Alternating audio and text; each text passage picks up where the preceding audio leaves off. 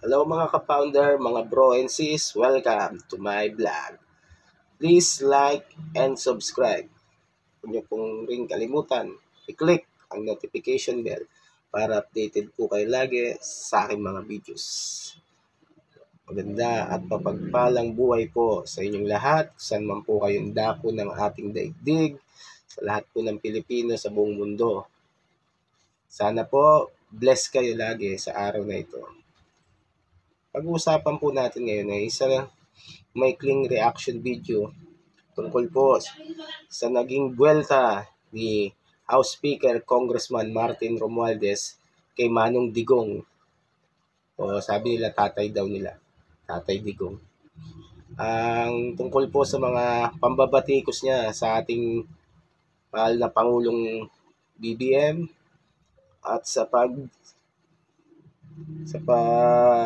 kontra niya sa People Initiative sa pag-amendment ng ating konstitusyon. Kung matatandaan po natin, nung nangangampanya si Digong noong 2016, ako po personally, isa po ako sa sumuporta sa kanya nun. Bakit? Bakit ko siya sinuportahan at bakit siya sinuportahan ng majority ng mga Pilipino nun? Kasama na po ang mga Marcos loyalists. Kasi sa pinangako niyang pagpapalit ng konstitusyon o ng form of government. Kasi sa kasalukuyan pong ginagamit pa rin natin ng 1987 Constitution na ginawa ni Cory Aquino at ng mga kanyang mga allied noon. Ngayon, sinabi niya noon sa mga presidential debate, na kailangan talaga ang solusyon lang sa mga problema ng bansa at pangmatagalang solusyon ay ang pagpapalit ng konstitusyon. Bakit ngayon? Ganyan ang sinasabi niya. Na dapat daw steady lang ang konstitusyon, hindi dapat pakialaman. Nauulianin na talaga siya. Nakalimutan niya na yata yun. Ito nga po, pakinggan natin yung sasabihin ni House Speaker Martin Romualdez. At para di nyo po sabihin na fake news yung mga sinasabi ko. Ito lang po, ginagawan ko lang naman ng reaction. Kasi medyo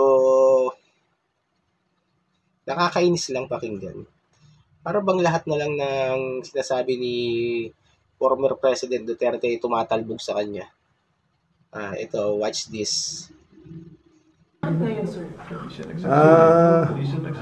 Unang-una, baka nahirapan naman talaga si President Duterte kasi yung plataforma, kaya nanalo siya, ay federalismo. At yan, hindi lang yung amendment ng economic provisions. Ipagbabago yung buong sistema ng government.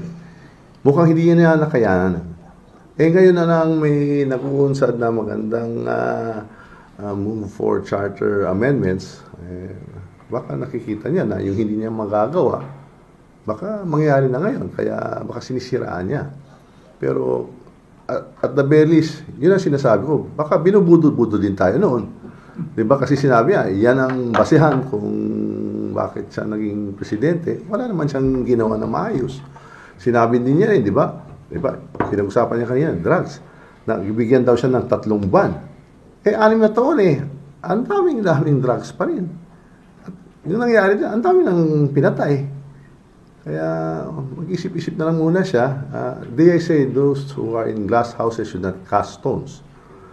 Baka hindi niya alam na marami siyang kakukulangan. Yan po, napakinggan natin yung mga sinabi ni House Speaker. Totoo naman po siya di ba? Kung iisipin nyo, binudo lang tayo ni Digong. Kami, personally, may grupo kami na nagsusulong ng federalismo at kaya sinuporta namin si former president.